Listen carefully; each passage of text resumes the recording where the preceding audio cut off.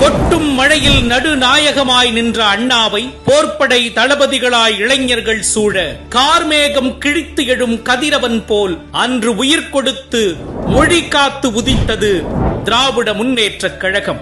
மண் மொழி மானம் காக்க இளைஞர்களை ஓரணியில் திரட்டி தமிழ்நாட்டை மீட்டெடுத்தார் பேரறிஞர் அண்ணா. இதை கட்டி காத்தவர் முத்தமிழறிஞர் கலைஞர். அவர் வழியில் வந்த முதலமைச்சர் மு.க. ஸ்டாலின் தமிழுக்காகவும் தமிழ் மக்களுக்காகவும் இன்று களத்தில் முன்னின்று மக்களின் ஒற்றுமையை சீர்குலைக்கும் டப்பா என்ஜின் கூட்டணிக்கு சிம்ம சொப்பனமாய் விளங்குகிறார். அவருக்கு பலம் சேர்க்கும் தளபதியாய் தமிழ்நாட்டின் வளர்ச்சிக்கான அச்சாணியாய் நின்று இளைஞர்களை வழிநடத்துகிறார் துணை முதலமைச்சர் உதயநிதி ஸ்டாலின்.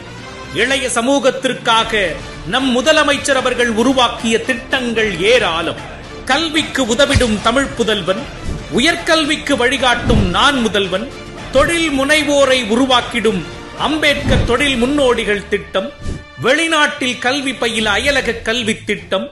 இவை மட்டுமா?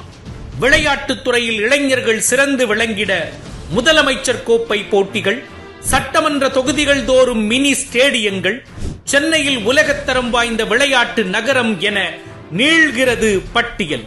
இப்படி இளைஞர்களை வார்த்தெடுத்து வளர்ச்சி பாதையில் நடைபோடும் தமிழ்நாட்டை அதல பாதாளத்தில் தள்ள நினைக்கும் நரிக்கூட்டத்தை வீழ்த்த நமது திராவிட நாயகர் தலைமையில் ஓரணியில் திரள்வோம்.